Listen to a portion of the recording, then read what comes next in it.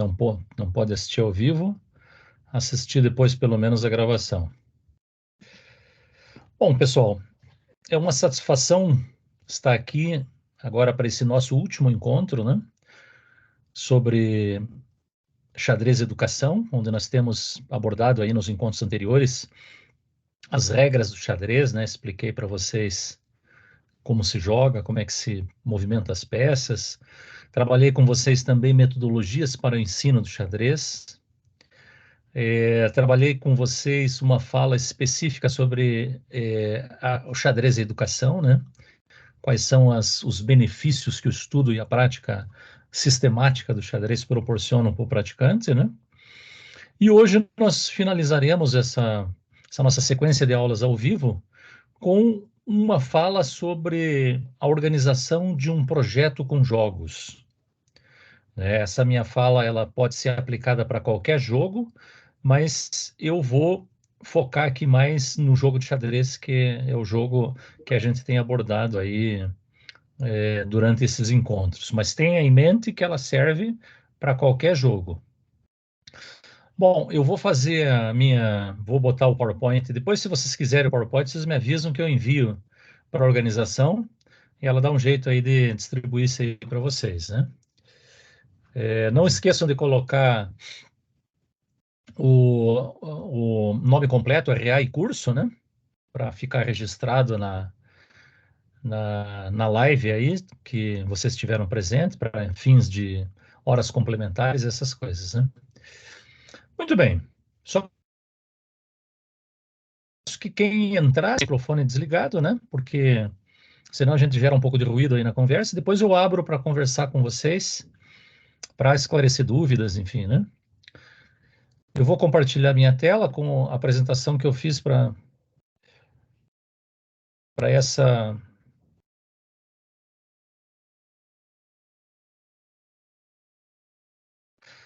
Só me confirme se vocês estão vendo esse slide meu. Por áudio que eu tô sem vocês no meu visual aqui.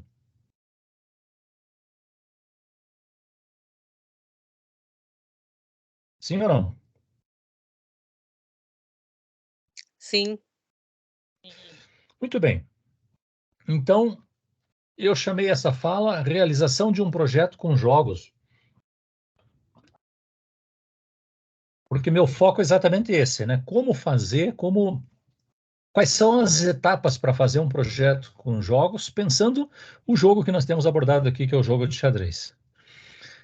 A bibliografia básica para esse PowerPoint que eu utilizei é esse livro sensacional do professor Lino de Macedo, um professor da USP, agora aposentado, né, mas por muitos anos foi do Departamento de Psicologia da USP, escreveu vários livros, acho que é o maior especialista em jogos do Brasil, e nesse livro, Aprender com Jogos e Situações Problema, ele aborda de maneira bem didática como deve ser um projeto com jogos.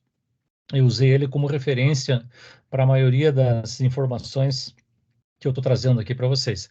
Veja que a capa do livro é um jogo de mancala, um jogo africano. Não é nem o xadrez, embora ele fala um pouquinho de xadrez nesse livro. Mas o foco dele, como é um projeto com jogos, qualquer tipo de jogo, jogos de tabuleiro, jogos de estratégia, de raciocínio de uma forma geral, ele colocou aqui o jogo de mancala, um jogo africano bem interessante.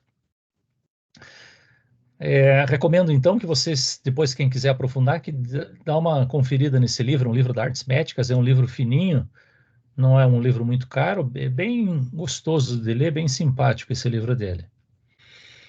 Então, o primeiro ponto que eu estou trazendo para vocês, para quem vai fazer um projeto com jogos, né, vamos pensar o jogo de xadrez, é você pensar os objetivos que você quer com esse projeto. E aí a gente pode pensar para o xadrez, o xadrez pode ser uma forma interessante de coletar importantes informações sobre como o sujeito pensa. Porque como o xadrez é um jogo de natureza lógico-matemática, né, o sujeito, o aluno, digo sujeito, né, estou pensando o praticante, ele vai demonstrar como ele pensa, sobretudo se ele verbalizar se você fizer algumas atividades onde ele possa verbalizar o que ele pretendia fazer com cada lance, né? Que é o que a gente chama de pensar em voz alta, né? Ou seja, fazer a jogada e justificar a jogada em voz alta. Então, ele fornece importantes informações sobre como o sujeito pensa, o projeto, né, com jogos, com o xadrez em particular. Também a gente pode pensar em transformar como objetivo, né, transformar o momento do jogo em um meio favorável a criação de situações que apresentam problemas a serem solucionados. Nós vamos falar um pouquinho mais para frente sobre isso, como o jogo de xadrez proporciona situações problema, ou seja, situações onde o aluno, o praticante, vai ter que resolver esses problemas. Strito sensu, cada jogada é um problema novo que se apresenta, onde se vai ter que conceituar, vai ter que classificar a jogada, se é uma jogada de ataque, de defesa, uma jogada neutra, né? Se é de ataque, está atacando o quê? Se é de defesa, está defendendo o quê? Se está defendendo, posso contra-atacar? Se ele está atacando, tenho que me defender, posso contra-atacar também? Então, todas essas questões, se bem trabalhadas, elas podem ser objetivos de um jogo, pensando o jogo, o desdobramento dele mais no âmbito escolar, né? Mais para a escola. Ainda nos objetivos, a gente pode pensar que o projeto com jogos, né, leva a fazer com que o jogador tenha uma atuação mais consciente e intencional possível, de modo que ele possa produzir um resultado favorável.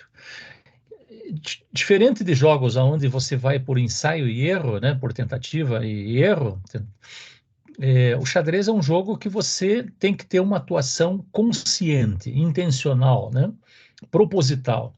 E você tem que produzir, então, um resultado favorável a você, desfavorável ao adversário, né? Se a gente pensar em jogos de soma zero, né? Se o que é favorável para mim tem que ser desfavorável para o meu adversário. A minha vantagem tem que representar uma desvantagem para ele. Né? Então, por isso, levar o aluno, o jogador, a ter uma atuação mais consciente e intencional possível, né? De forma que ele possa produzir sempre um resultado favorável para ele. Se não ocorrer esse resultado favorável, então levar o aluno a diferentes aspectos do processo que impediram ele de atingir o objetivo. O objetivo maior no xadrez é o checkmate. Então, se você não teve êxito no checkmate, o que te impediu de atingir esse objetivo, né? E aí é um projeto bem elaborado, ele deve pensar nesses objetivos, nessas etapas, né? Rever a sua produção e atitudes a fim de modificar o que é negativo à realização da atividade. Então, se eu não atingir o meu objetivo, seja o checkmate, seja capturar uma peça, dominar uma casa, enfim, algum objetivo estratégico que eu coloquei no jogo, se eu não atingir, o que eu devo modificar? Né? O que foi negativo nesse processo? O que eu devo modificar para que numa próxima situação eu tenha um resultado mais satisfatório, né? Para mim, para o jogador que está buscando vencer a partida, né? Vamos pensar agora algumas etapas na elaboração do projeto com jogos. Aí você tem que responder algumas perguntas, né? A primeira é o objetivo, né? O que é a pergunta que você deve responder. Então, qual é a finalidade da utilização do jogo? Será que é o jogo pelo jogo? Será que é o jogo para formar jogadores, formar enxadristas? Ou eu penso o jogo não como um fim em si mesmo, mas como um meio de promover habilidades, né, que são interessantes para a escola, de uma forma geral? Será que existem conexões com outras áreas? Veja que eu posso pensar o xadrez, posso pensar conexões com diversas áreas, com a educação física, com a matemática, com a história, com geografia, com artes. É possível pensar esse desdobramento em outras áreas, o que torna o projeto bastante rico do ponto de vista pedagógico.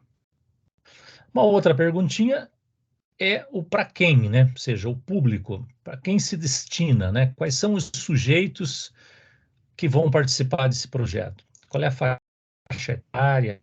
Qual é o número de participantes? Então, para você pensar, se você vai pensar um projeto de xadrez para a educação infantil, é um tipo de estratégia, tendo em vista as características do pensamento de uma criança nessa faixa etária. Se eu vou pensar para o fundamental, tem outras características aí.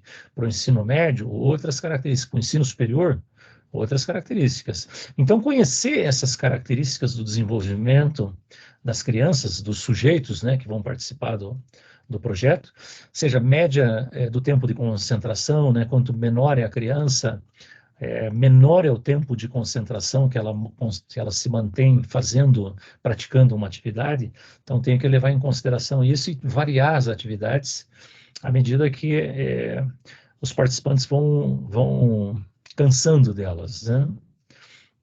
Grau de conhecimento do jogo, isso é muito importante também, né? Fazer uma anamnese no início do projeto, o que cada um conhece sobre o jogo.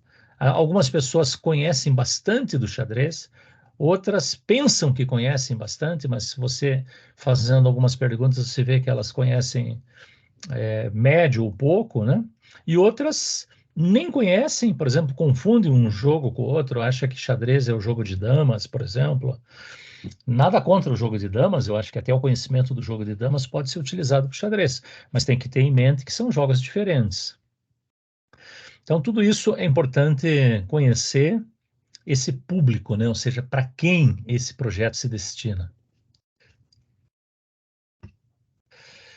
Outra perguntinha é com o quê, né? E aí estamos falando dos materiais que serão utilizados para o projeto. Quantidade necessária, considerando o número de participantes e faixa etária e eventuais estragos. Se é xadrez que nós estamos falando, o xadrez, geralmente, um tabuleiro dá para 2 pessoas. Eu poderia pensar numa escassez de material, eu poderia pensar mais pessoas, 4 pessoas na mesma mesa, né? 2 de um lado, 2 do outro, ou até um grupo de pessoas participando, mas observando enquanto 2 jogam, e depois vão se revezando jogando.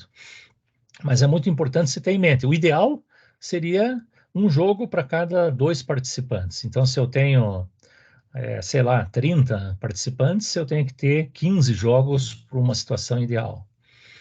Pensar também que às vezes perdem peças, né? Então é importante você ter sempre alguns materiais a mais. E estão pensando no xadrez, estão pensando só em tabuleiro e peça, mas eu poderia pensar em outros materiais que são interessantes, desde cartilhas, apostilas, um caderno para anotação das jogadas, das instruções que o professor passar, né? Tudo isso pode compor um material, um kit interessante para o aluno. Adaptações, né? É necessário fazer alguma adaptação nesse jogo? Então aí a gente responde a pergunta de que modo, né, será trabalhado. Então, simplificar ou apresentar situações mais desafiadoras, utilizar materiais concretos ou não, né? Então, eu mostrei para vocês numa das minhas aulas de xadrez educação, esses aulão ao vivo que nós estamos fazendo, mostrei algumas adaptações interessantes que podem ser feitas com o xadrez. Desde o mini xadrez, né? Um xadrezinho menor, com uma peça de cada uma, né? Para que eu ter 2 torres, 2 cavalos, 2 bispos, né? Se o aprendiz, num primeiro momento, tem que aprender a mexer com uma. Se ele mexe com uma, ele sabe mexer com as 2. Então, 2 aí pode ser mais uma fonte de ruído, confundir o participante. Então, adaptações podem ser necessárias. Mostrei também as partidas temáticas, né? Uma partida só com peões é mais fácil de jogar do que uma partida com todas as peças. Depois peões e torres, peões e cavalos, peões e bispos, peões e dama, peões e rei, e depois com todas as peças, né? Então, tem várias adaptações que são possíveis de fazer, e aí isso vai depender da faixa etária, vai depender do tipo de sujeito que você está trabalhando. E também do tempo que você tem. Já vamos falar um pouquinho sobre o tempo, como pensar o tempo no desenvolvimento de um projeto com jogos é bastante importante e às vezes traz uma série de surpresas. Tempo, ó, falava ali do tempo, ele apareceu aqui. Deixa eu só tomar um gole d'água. Então, o tempo, quando e quanto. Então, tenha em mente que, em geral, jogar toma um tempo maior do que o previsto. Às vezes, você vai fazer o projeto para ser aplicado numa aula, numa hora-aula dentro da escola, uma aula de 50 minutos ali, né? Que não é uma hora, é 50 minutos. E aí tenha em mente que você até preparar para começar a jogar, perde uma série de tempos, né, com relação a, às vezes, trazer o aluno. Se é a primeira aula, o aluno tem que vir, se deslocar até a sala, guardar o material. Tem todo ali um trâmite ali que acaba comendo, vamos dizer assim, um pouco do tempo da tua aula. As partidas geralmente tomam tempo, né, e às vezes elas não acabam no limite da aula. Então, às vezes é interessante você ter uma estratégia para registrar essa partida ou essa posição até o momento em que terminou a aula, para que eles, na aula seguinte, eles possam continuar a partida, né? Então, é importante ter em mente que isso acontece, né? E é importante pensar antes, ter uma estratégia para cada uma dessas questões. Considerar o tempo disponível em relação ao tempo necessário, aquilo que eu falava. Às vezes o que você precisa é de 2 aulas, mas você não tem, você tem uma só. Então tem que pensar em adaptações para poder me virar com o tempo disponível, já uma vez que o tempo necessário que eu precisaria eu não tenho à disposição. O espaço é responder à pergunta onde vai acontecer, onde vai se desenvolver esse projeto, essas atividades. Então, considerar o local onde a atividade será desenvolvida. Eu acho muito interessante, para pensar num projeto escolar, que a aula de xadrez não aconteça na própria sala onde o aluno tem as aulas regulares dele. Porque às vezes esse espaço fica carregado com outros tipos, né? Com o peso de outros tipos de aprendizagem, e a gente está falando aqui de uma atividade lúdica, que é para ser prazerosa, gostosa. Então, eu acho que valeria a pena pensar em realizar o projeto num outro local dentro da escola.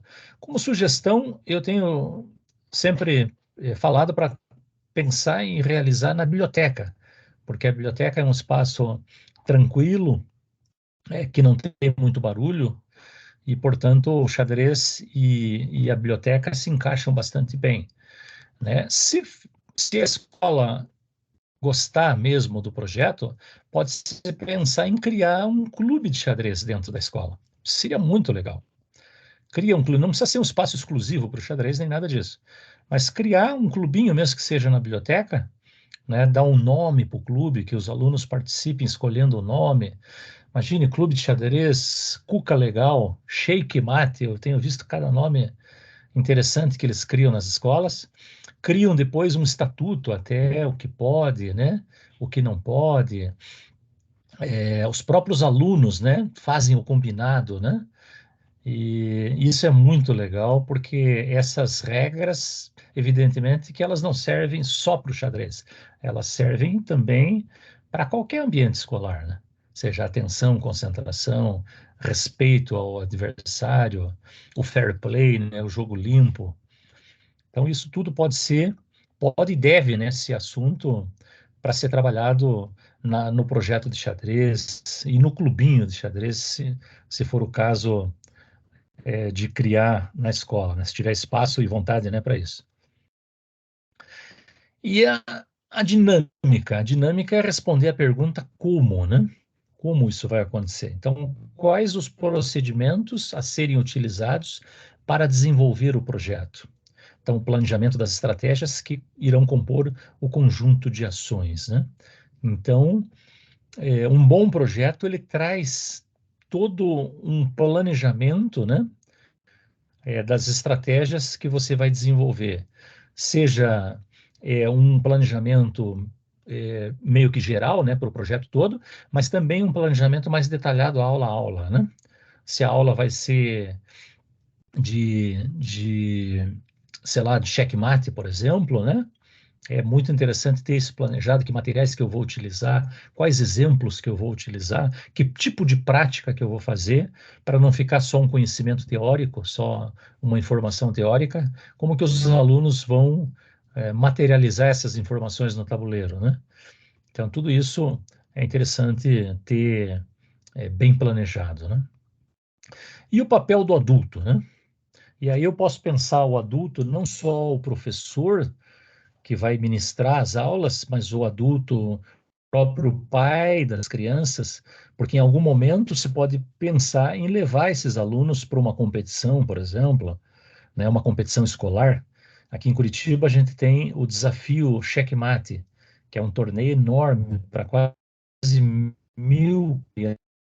Então, os pais naturalmente levam as crianças para o torneio, acompanham, né? E tem toda uma função, né? Que cabe aos pais, que cabe aos professores, né? O que cabe a cada um, né? Apresentar o jogo, então, pode ser uma das funções. Atuar como jogador, né? Posso pensar a função do adulto e aí pensando mais o professor, né? Atuar como jogador, às vezes o professor vai apresentar o jogo, vai apresentar as regras, objetivos. Às vezes ele vai atuar também como jogador, jogando com os alunos, ou jogando com os alunos que tem maior expertise, para que os outros possam observar, né? Às vezes o professor se limita a assistir uma partida, transitando na sala, né? Olhando, buscando situações, problemas, situações importantes, momentos críticos do jogo, para depois ele poder problematizar isso e transformar isso em situações de aprendizagem. Ele pode ser o árbitro, se ele estiver realizando um torneio dentro da escola, né? Entre esses alunos que participam do projeto. E às vezes ele fica circulando pela sala só observando as reações, se o que ele está ensinando está sendo assimilado, se o respeito, né, o fair play, o respeito com o adversário está sendo cumprido, né? Professor, boa noite. Boa noite.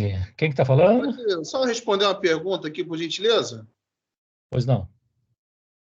Quando a gente cria um clube de xadrez, como que a gente consegue para fazer equivalência entre os alunos? Tendo visto que alguns não sabem nada e outros já sabem alguma coisa, como que a gente consegue fazer esse equilíbrio? O primeiro passo, como é seu nome? É Temis. O primeiro passo, Temis, é você fazer um levantamento para identificar o nível mesmo de cada aluno. Isso pertence àquele momento que eu chamava ali de anamnese.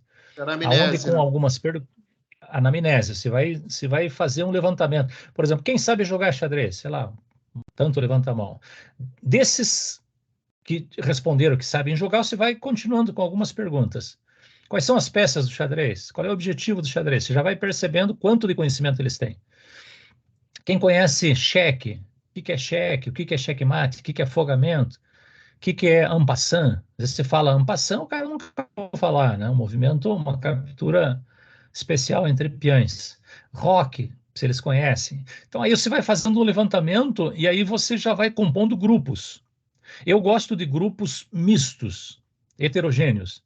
Pensando no bom e velho Vygotsky, né, que às vezes o aluno aprende melhor com outro aluno do que com o próprio professor, eu gosto de ter em cada um dos grupos um aluno expert, um desses alunos que conhece bastante.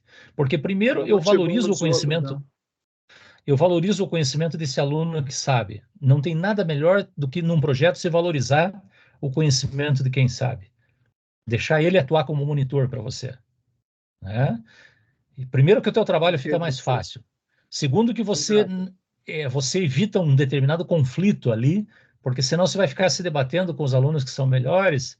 Isso não é o objetivo. O objetivo é colocá-los a utilizar esses alunos dentro do projeto de uma maneira interessante, que valorize o conhecimento deles e que seja interessante para os outros que sabem um pouco menos, né? Depois a gente pode conversar um pouquinho mais sobre isso. Tá ok, obrigado, professor. É isso, eu que agradeço o teu comentário. Então, pensar nos conteúdos, como eu estava dizendo, né? Pensar nos aspectos que se relacionam com os conteúdos específicos ou temas que você quer valorizar. Às vezes o teu projeto na escola, ele vai funcionar par e passo com, sei lá, com as aulas de matemática, por exemplo. Os alunos que têm dificuldade com o pensamento lógico, é sabido que xadrez desenvolve, estimula o pensamento lógico. O xadrez é um jogo de natureza lógica, lógico-matemática. Então, ele proporciona um tipo de experiência de natureza lógico-matemática para o praticante, que você começa a aplicar isso em outros contextos. Essa, pelo menos, foi a minha pesquisa de doutorado, intitulada Raciocínio Lógico e Jogo de Xadrez em Busca de Relações. Uma pesquisa de 5 anos, mostrando que o xadrez é mesmo um coadjuvante muito interessante para tarefas, para atividades que envolvam o pensamento lógico. Mas poderia ser outros, não precisaria ser só a matemática, poderia ser a história, né? O xadrez tem 2.000 anos de história.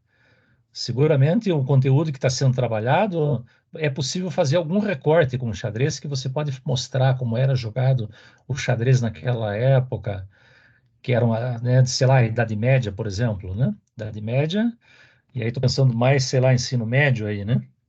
Mas a Idade Média, o xadrez era um xadrez diferente do que é praticado hoje. Se eu recuar mais ainda no tempo, eu tenho um xadrez ainda cada vez mais diferente, até chegar no ancestral mais antigo conhecido do xadrez, que é o jogo chamado Chaturanga, que é um jogo jogado por 4 pessoas, né?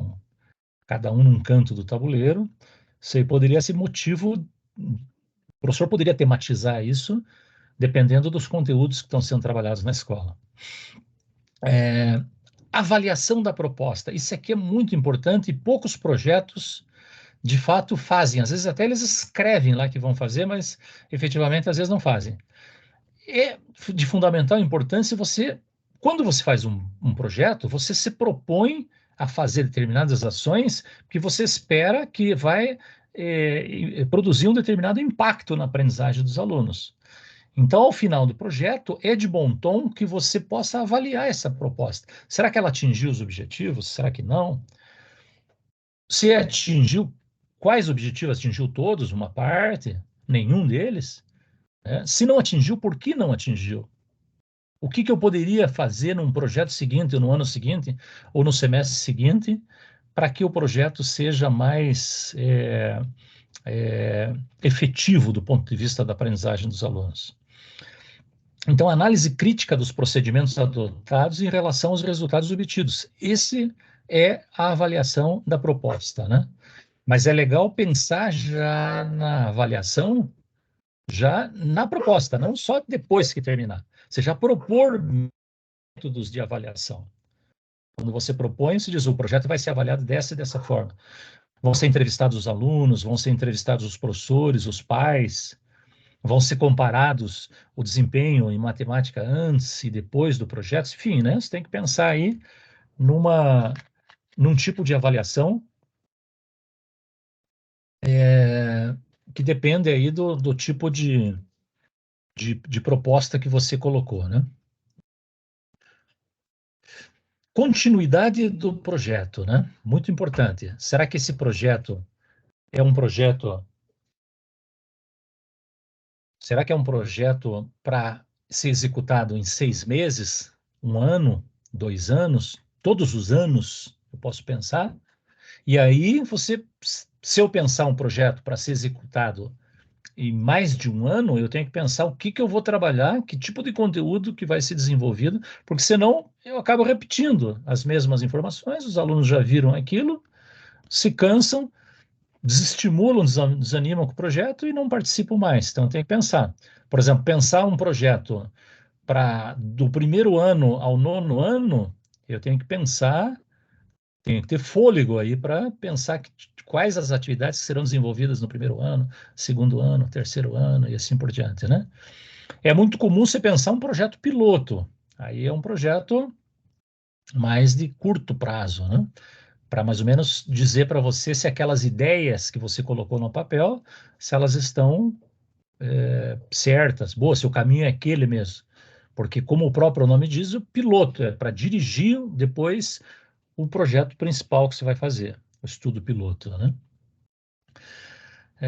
Estabelecer uma periodicidade que garanta a permanência do projeto. Se você acredita que, por exemplo, o estudo e a prática do xadrez é positiva do ponto de vista educacional, né, é evidente que você quer que esse projeto permaneça na escola. Seja para desenvolver o pensamento lógico dos alunos, seja para desenvolver hábitos, né, de respeito, né, porque o xadrez também trabalha com hábitos, né? Desde cumprimentar o adversário antes de começar a partida, cumprimentar depois que termina, não importa se ganhou ou perdeu, você não vai faltar com respeito, faltar com a ética com relação ao seu adversário.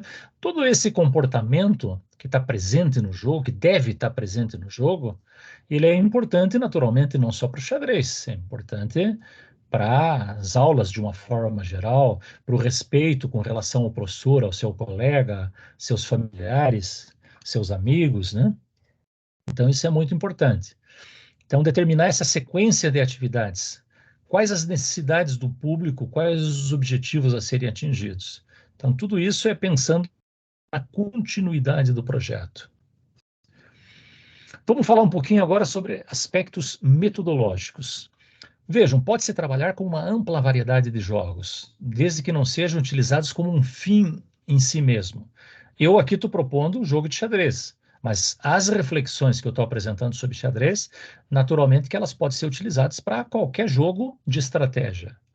Mas para isso você tem que pensar que o jogo não pode ser um fim em si mesmo, mas transformados em material de estudo e ensino, isso na perspectiva do professor, bem como em aprendizagem e produção de conhecimento, isso na perspectiva do aluno.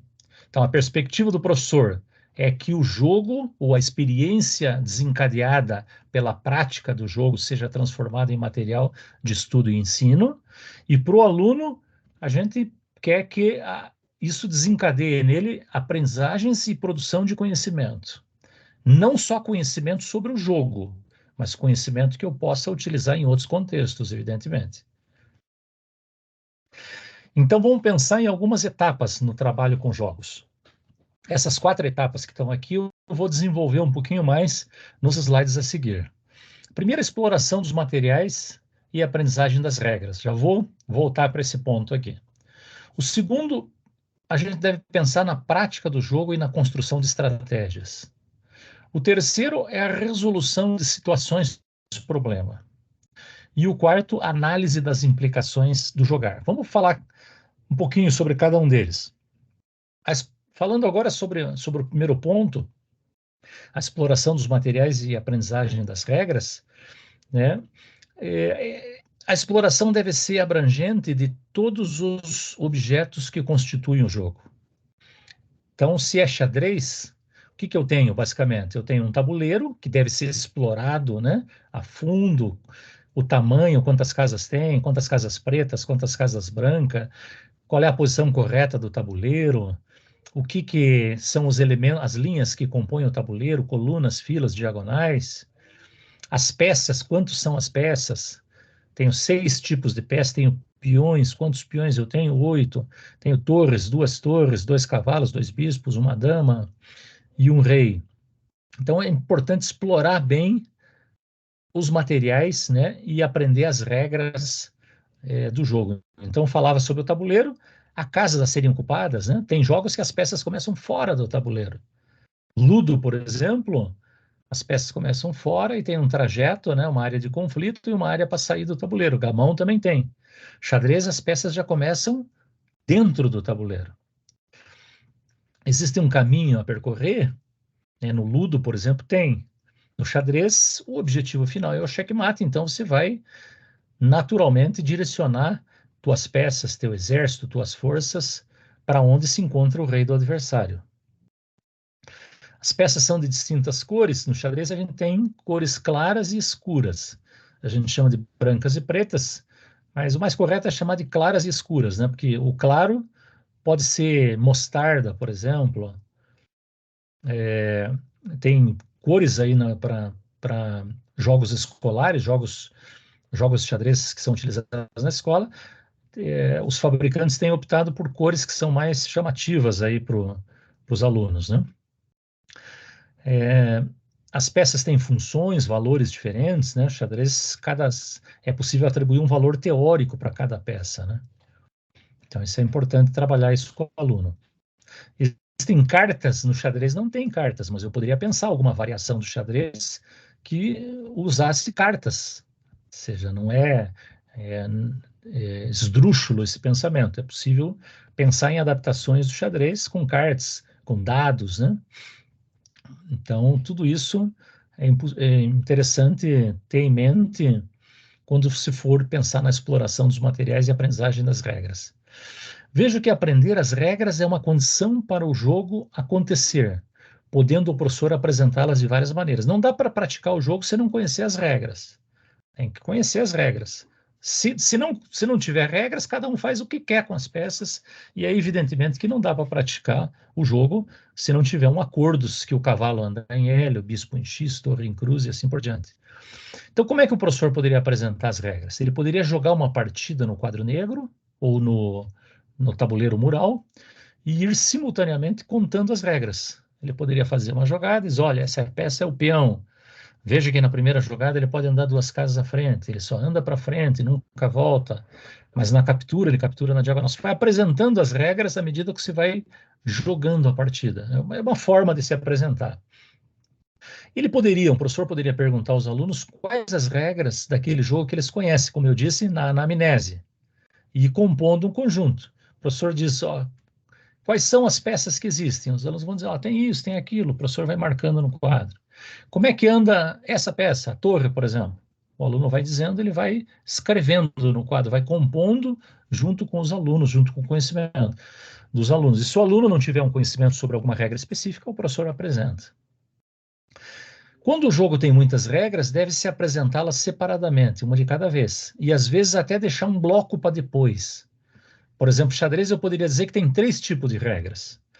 Tem as regras básicas de movimentação, tem as regras especiais de movimentação, que é promoção, en passant e roque, e tem as regras de torneios, que envolve relógio, envolve situações de competição mesmo, né?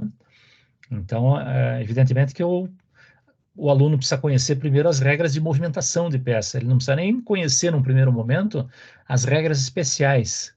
Promoção, en passant e roque. Dá para deixar até num bloco para depois isso. Porque imagine você ensinar que o rei anda uma casa para qualquer direção. E, de repente, você diz que, num determinado movimento, o rei pode andar 2 casas, que é o roque. E, além disso, uma peça, ele move uma outra peça junto, na mesma jogada, a torre, que salta sobre o rei. Você já cria aí um elemento de estresse desnecessário aí para a aprendizagem do aluno. Prática do jogo e construção de estratégias. Esse é um ponto também importante. Vejam o trecho que eu peguei do Lino de Macedo. A ação de jogar, aliada a uma intervenção do professor, ensina procedimentos e atitudes que devem ser mantidos ou modificados em função dos resultados obtidos no decorrer das partidas. Então, de novo, né, a ação de jogar, o aluno jogando, aliado com uma intervenção do professor. Por isso que não é deixar o aluno jogando só. É o professor intervindo nos momentos críticos, nos momentos certos, né? Isso vai levar o aluno a desenvolver procedimentos e atitudes. Esses procedimentos e atitudes, eles vão ser mantidos ou modificados em função do resultado. Se o resultado foi desfavorável, eu tenho que modificar esses procedimentos e atitudes. Se o resultado for favorável, eu vou tender a manter esses procedimentos, porque eles estão funcionando, vamos dizer assim. Assim, ao jogar, o aluno é levado a exercitar suas habilidades mentais e a buscar melhores resultados para vencer. Incentivar o aluno a jogar bem, valorizando principalmente o desenvolvimento de competências como disciplina, concentração, perseverança e flexibilidade. Veja que se o jogo trabalhar com isso, essas habilidades, elas naturalmente não serão aplicadas somente no jogo. Disciplina, né? É importante para o que você vai fazer na vida, a disciplina é importante. Concentração, idem. Se você não se concentrar na hora de fazer uma prova, de resolver um problema, você perde o foco, deixa escapar pontos importantes. Perseverança, ou seja, não desistir se o resultado não for favorável na primeira, na segunda vez, né? E flexibilidade mental para mudar esses procedimentos, tendo em vista o resultado obtido na partida, né?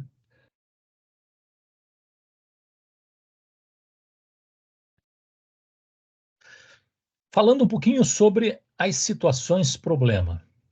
O que são as situações problema? O xadrez eu poderia dizer que cada jogada é praticamente uma situação problema que se apresenta, né? Mas a situação problema, do ponto de vista do professor que está apresentando isso para o aluno, ela pode ser uma intervenção oral. Por exemplo, 2 alunos estão jogando e eu percebo que tem um momento crítico ali. E esse momento crítico não foi percebido pelo jogador que poderia tirar proveito dele. Então, o professor, uma vez que ali o que importa é a aprendizagem, o professor pode parar a partida e problematizar aquilo. Será que esse foi a melhor jogada? Será que não foi deixado passar algum lance, alguma jogada interessante, um lance intermediário, né? Então, o professor usa, por intermédio de uma intervenção oral, né, da sua fala, né, ele usa, problematiza em alguns momentos, por isso que ele está circulando sobre as mesas, né? É interessante para ir percebendo isso. Questionamento ou pedido de justificativa de uma jogada que aconteceu. O jogador A e B estão jogando, né? O jogador A fez uma determinada jogada, o professor pode questionar por que você fez essa jogada? Qual o objetivo dessa jogada? Então, para ver se ele compreendeu a dimensão da jogada feita, né? Será que ele compreendeu as implicações dessa jogada? Ou jogou por jogar, né? Reconstrução de um momento de jogo, né? O professor também pode depois ensinar a notação, né? A notação das jogadas, a notação algébrica, a partida anotando.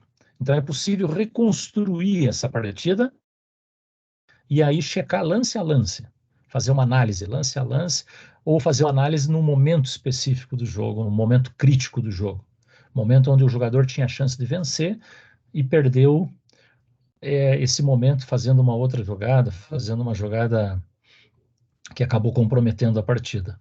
Ou uma situação gráfica, você pode pegar, hoje a internet traz sites, repositórios aí com diversas posições táticas, né? Que você poderia pegar, trazer, imprimir uma partida, uma posição dessa e trazer para problematizar, né? Apresentar para os alunos, olha aqui, nessa partida, nessa posição, brancas jogam e ganham, pretas jogam e ganham, né? Você apresenta um enunciado e deixa os alunos pensarem, né? Para tentar achar o lance correspondente à vitória ali. No geral, as situações problema apresentam as seguintes características. Elas são elaboradas a partir de momentos significativos do próprio jogo. Então, é claro que é mais importante pegar uma situação problema do próprio aluno, dos próprios alunos, porque aquilo é significativo para eles, né? São partidas que eles jogaram, né? Do que pegar uma partida aí de um campeão mundial, por exemplo, né? Que também, claro, é importante, mas às vezes traz um nível tão avançado que o aluno não vai nem conseguir entender. Essas situações problema, elas apresentam um obstáculo, ou seja, representam uma situação de impasse ou uma decisão sobre qual a melhor ação a ser realizada. Então, é um impasse, às vezes é um sacrifício de uma peça, né? Você sacrifica uma torre para ganhar uma dama, sacrifica uma dama para dar checkmate, sacrifica um peão para ganhar uma peça maior, mas sempre tem um obstáculo, uma situação, né, um impasse ali sobre qual a melhor ação a ser jogada. E nunca é um lance óbvio, porque se for óbvio, enfim, não precisa nem problematizar, ele está ali e pronto, né? Geralmente é um lance mais oculto, mais misterioso, né? Ou seja, que não seja óbvio assim. Essas situações problema, elas favorecem o domínio cada vez maior da estrutura do jogo. Ou seja, cada vez que o sujeito, que o aluno, que o participante compreende melhor essas situações problema, o leva a uma estrutura cada vez melhor do jogo. E, portanto, isso se reflete no nível do aluno, no nível dele, no desempenho dele, na expertise dele. Então, por isso que é importante trabalhar com essa estrutura. Elas têm como, as situações problema têm como objetivo principal promover análise e questionamento sobre a ação de jogar. tornando menos relevante o fator sorte e as jogadas por ensaio e erro. Então, cada vez mais é você escolher de uma maneira lógica, de uma maneira objetiva, as suas jogadas e não fazer uma jogada a esmo, ao acaso. Vou jogar porque não sabia o que jogar, acabei jogando isso. Não. Isso não é ter uma estrutura de jogo, mas desenvolver uma estrutura maior. Sobre a construção do conhecimento, né, por intermédio dos jogos, a gente pode dizer que o desenvolvimento e a aprendizagem não estão nos jogos em si, mas no que é desencadeado a partir das intervenções e dos desafios propostos pelos alunos. Então, não é o jogo, por isso o jogo não é mágico. Não é jogar o jogo, botar o jogo na escola e achar que ele vai fazer mágica com os alunos.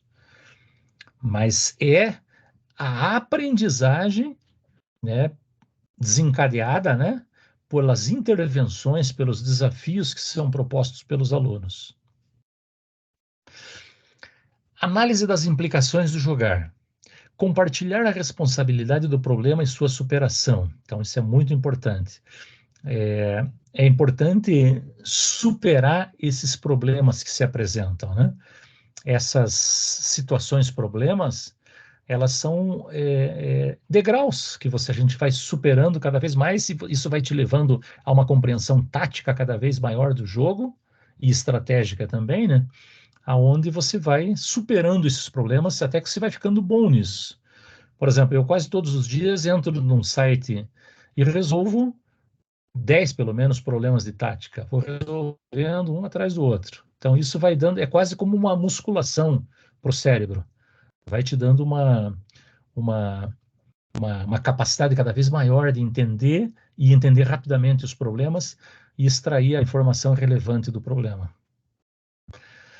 Buscar diferentes soluções para o mesmo desafio, né? Muitas vezes você tem diferentes possibilidades de resolver um determinado problema, né? E às vezes você tem uma solução única também, né?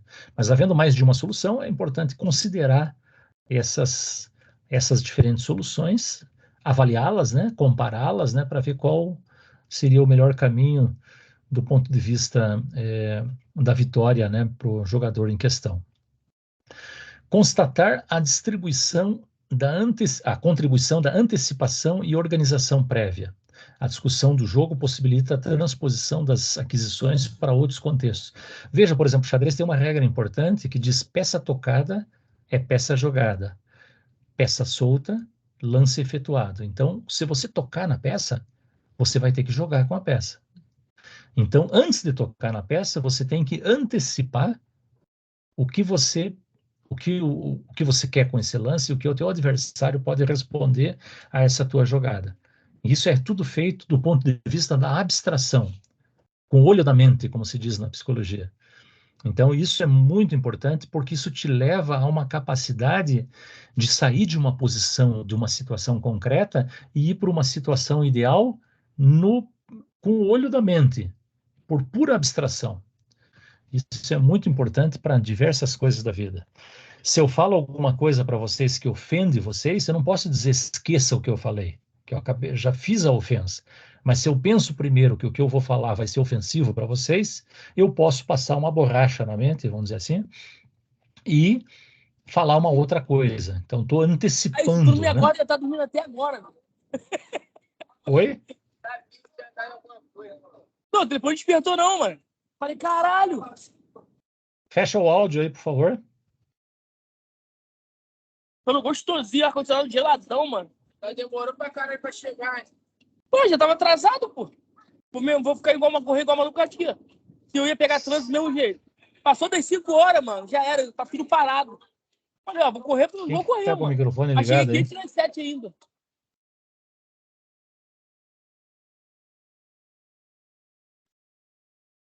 Vamos voltar para Vamos voltar para a nossa fala aqui. Muito bem. É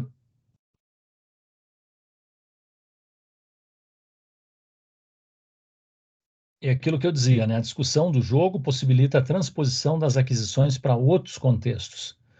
E é isso que faz do projeto de xadrez escolar que torna o projeto de xadrez escolar interessante para a escola, porque a escola não quer formar enxadristas.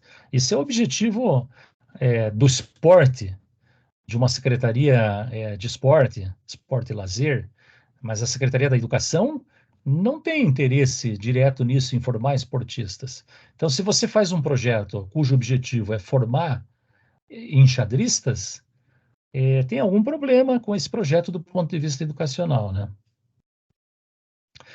Níveis de superação do erro. Então, compreender o erro, compreender o aspecto positivo, pedagógico do erro é bastante interessante. E geralmente são 3 níveis que o sujeito, que o praticante passa até ele poder antecipar o erro. No primeiro nível é a impossibilidade de resolver a situação que se apresenta. Ou seja, o aluno erra e nem sabe por que errou, ou seja, o erro praticamente não existe, né? Ele não diferencia uma jogada certa de uma errada. No segundo nível, o aluno, a criança, é capaz de solucionar o problema de maneira empírica, sendo que o erro só é percebido depois de ter cometido. Ele faz uma jogada, não vê que a peça que ele está jogando vai ser capturada, ele perde a peça, e aí, depois que perdeu a peça, ele percebe que cometeu um erro, mas ele não consegue antecipar o erro. E o terceiro nível é justamente a possibilidade da solução do problema, ou seja, o erro torna-se antecipável. Ele pensa, se eu jogar o cavalo naquela casa, bispo do adversário virá e capturará o meu cavalo, portanto, perdi uma peça sem compensação nenhuma. Então, ele antecipa a jogada. Esse terceiro nível é o que a gente almeja que o aluno desenvolva. Há algumas contribuições do jogo, né, para o desenvolvimento do raciocínio. A gente pode dizer assim que o jogo estimula a observar o que se está fazendo, né? Porque você observa tanto as tuas ações quanto as ações do adversário. Ele cria o hábito de refletir sobre a própria ação. Você vai fazer algo, vou fazer um movimento, será que esse movimento é bom? É ruim? Por que que é ruim? Por que que é bom? Você reflite, então, você faz uma reflexão sobre sua própria ação. Ele possibilita a avaliação qualitativa do desempenho dos alunos, porque, veja, nós não estamos falando aqui de uma nota. Nós não estamos falando de uma nota como é atribuído numa prova de matemática. O que o professor de xadrez vai observar é muito mais qualitativo do que quantitativo. Ele vai observar o desenvolvimento do comportamento dos alunos, o respeito com relação ao outro, se a atenção e a concentração está sendo desenvolvida, se ele está superando o erro, como a gente viu no slide anterior, né? Então é muito mais uma avaliação qualitativa, né? Do que um número só, uma avaliação quantitativa.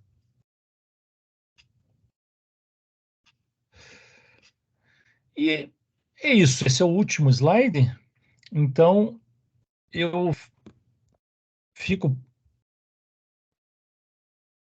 por aqui com a minha exposição teórica e vou abrir um espaço, ainda nós temos alguns minutos para poder falar um pouquinho sobre a informação que eu apresentei aqui.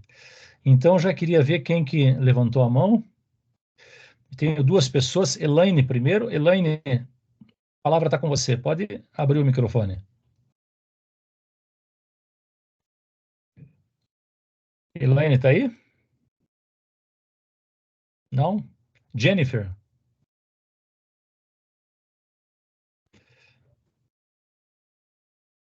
Também não? Acho que levantaram a mão aqui sem querer, então. Vamos baixar a mão deles.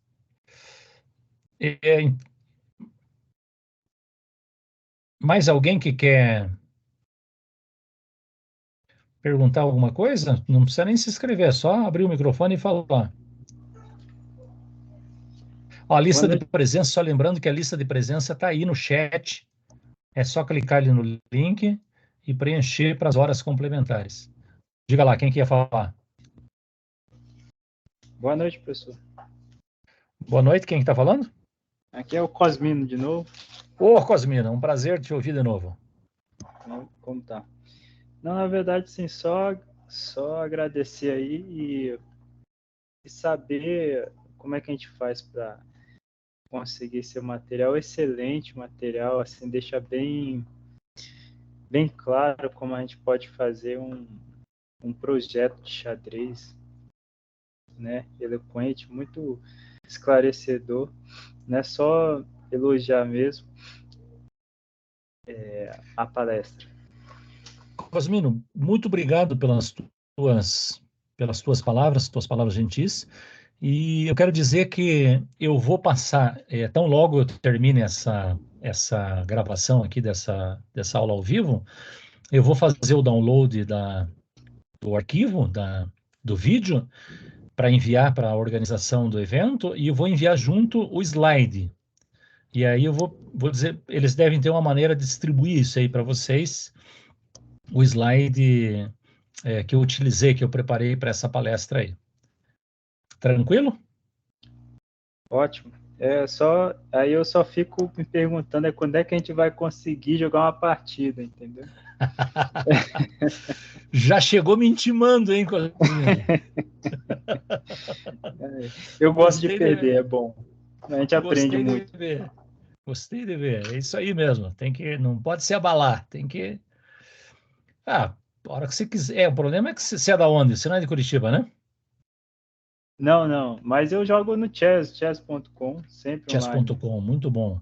Muito bom, Chess. Eu resolvo os exercícios de tática ali e resolvo também no Lichess, né? Mas bacana. Que bom que você se interessa por xadrez. Espero que esse material seja útil. Esse é o nosso objetivo, garimpar, né, dos materiais que existem e trazer para vocês o que, a nosso ver, é o que tem de mais interessante nessa temática. É isso que eu tentei fazer nessas minhas aulas ao vivo de xadrez e educação, né? Trazendo para vocês o que eu tenho pesquisado ao longo de pelo menos 30 anos aí que eu me envolvo com o ensino de xadrez, para trazer para vocês as melhores informações, as melhores referências, né? Para que, se vocês quiserem desenvolver um projeto com xadrez, bons materiais não faltarão aí para vocês. Tem o chat aqui dizendo aqui, a Luciana falando, boa noite, eu gostaria de saber se orientação de vocês, como eu faço para anexar o certificado de conclusão da atividade de hoje, como o projeto de extensão e a validação. Eu acho que você tem que ver, Luciana, tem que ver lá com o UNIAD isso aí, né? Como é que se faz isso aí, ou na secretaria acadêmica.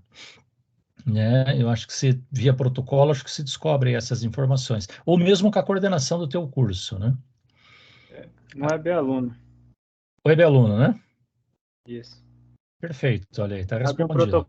Abrir um protocolo lá no Web Aluno, se ela não estiver conseguindo, que lá eles explicam. Perfeito. A Luciana agradece, eu que agradeço, Luciana. E não havendo mais comentários, eu desejo a vocês, primeiro eu agradeço a vocês a gentileza de estarem presentes aqui ao vivo, né, prestigiando essa minha fala,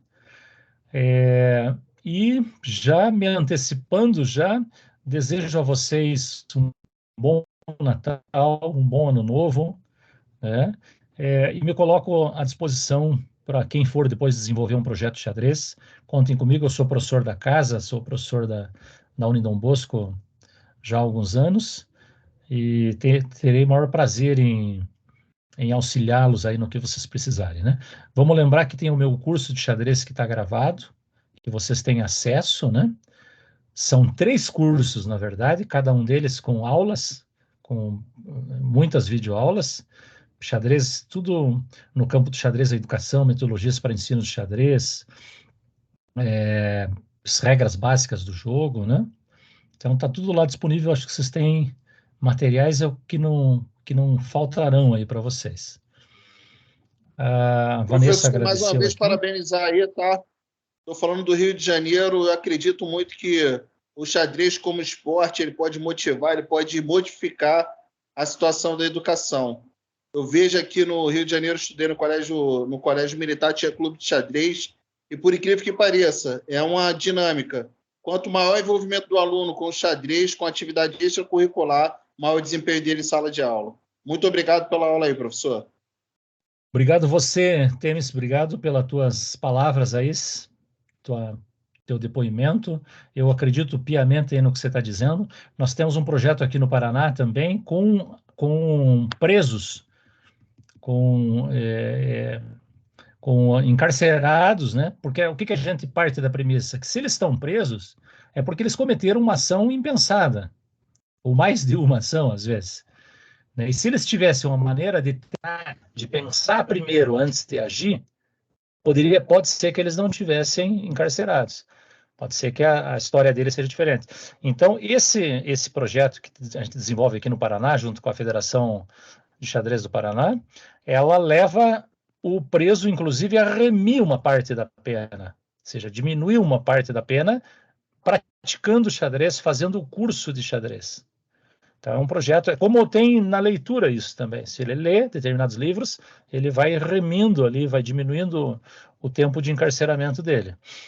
Claro, não vai diminuir a pena toda, mas diminui uma parte e estrutura melhor seu tempo livre. E é muito interessante. Depois a gente faz torneios entre eles, né? É bem legal de ver, né?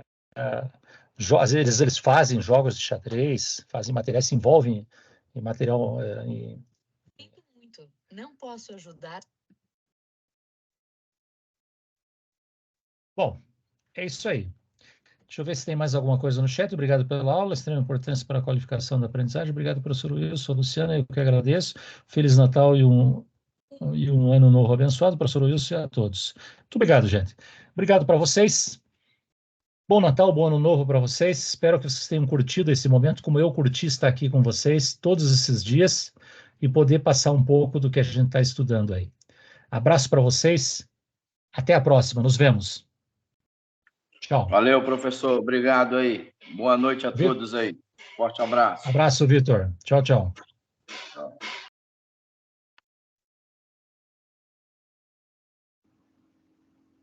Boa noite.